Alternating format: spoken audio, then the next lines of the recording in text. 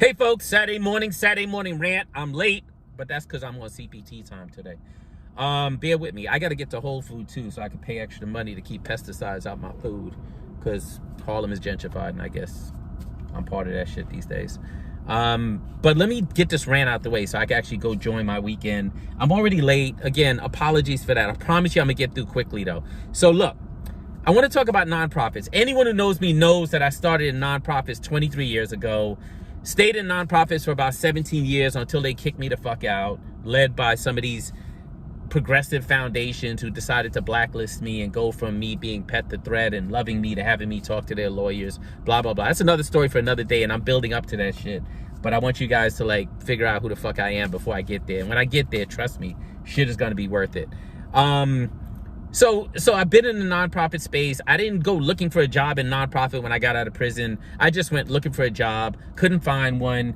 Formerly incarcerated dude named George Leno was like, I'm gonna get you a job. Got me a job at a nonprofit public interest law firm. I get there, I go from answering the phones at the front desk making $16,000 a year, $16,000 a year, owing $83,000 in fines, fees, and restitution at the same time.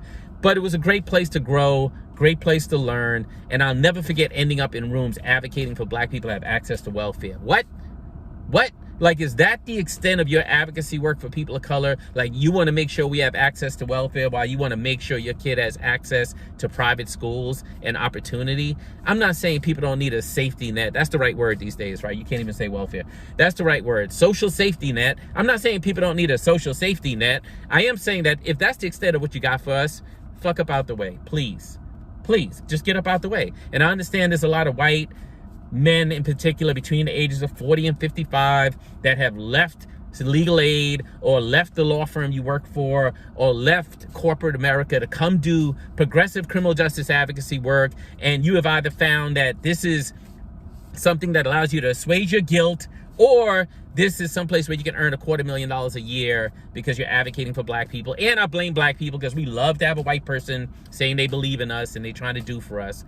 I get that, but damn, goddamn, build a second bench of leadership so you're not the one in leadership forever. I mean, there's some reentry organizations in New York that shall not be named where they got leadership that's been in the roles for 10, 20, 30, 40, 50 fucking years. At what point do you realize that you no longer have good new ideas, or that you should hand the torch over to the people you say you're actually advocating for? Maybe one of those motherfuckers could use that $300,000 a year job, but that's another discussion for another day. Today I want to talk about second chances.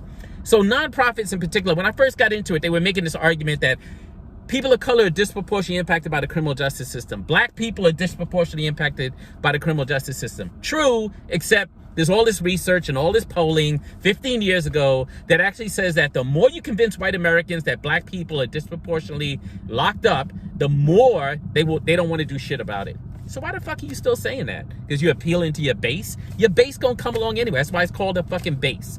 And then not acknowledging that there's crimes in communities of color. Like, hello, motherfuckers. Like 3 years ago, I started yelling, crimes going up in communities of color. You know what I got back? Mostly white men in the criminal justice reform space, like telling me nothing to see here, or who are you to be saying that out loud, or, you know, it's only murders that's up. It's not shoplifting and other crimes. What the fuck? How you gonna put murder on par with shoplifting? Like, what the fuck? The data is important. The truth is important. Don't be doing advocacy work in my fucking name and at the same time ignoring the fact that crime's going up, because the shit went up. It might be coming back down now, thank God, but don't fucking lie and say it's not going up when I see people get shot and killed and there's yellow tape all over my fucking hood for years.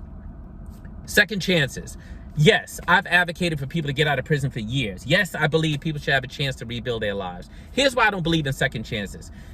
Human beings are flawed and they have their imperfections. I get it. That is, you know, people are searching for amends, and saying second chances feels like such an easy way to resolve the issue that human beings inevitably are going to be seeking amends because we're all flawed. So it's undoubtedly appealing. But second chances suggest that doing the wrong thing to doing the right thing is like linear and the shit is quantifiable. And it's really not. But you know why you want to do it that way? Because it positions you as royalty. It positions you as the decision maker. It positions you in terms of hierarchy as the one deciding whether someone has earned a second chance. Thank God Thank God I got more than 2 chances in my life. And I think you did too, motherfucker. But you want to sit there and make yourself the beholder of second chances because it keeps you where you want to be. Privileged, powerful, making decisions for people who actually have less power than you. Why? Because you could extend grace. But the reason you don't want to extend grace is because that shit is not quantifiable. It's not transactional. Sorry.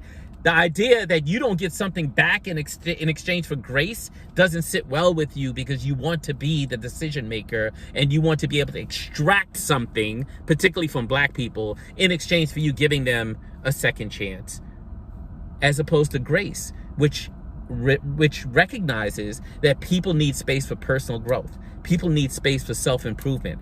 People have ups and downs when they're trying to get it right. People have twists and turns when they're trying to get it right. But no, second chances allows you to be judgmental, unforgiving, and it actually perpetuates the idea that people need to make themselves somehow deserving, even with the criminal justice system that you say you agree doesn't work. So where the fuck should people figure out how to earn your second chance? Oh, I know, at your nonprofits making $30,000 a year while you make $250,000 a year. Is that where they should come to earn their second chance? Extend grace to people. People have inherent worth and dignity just by virtue of being a human being.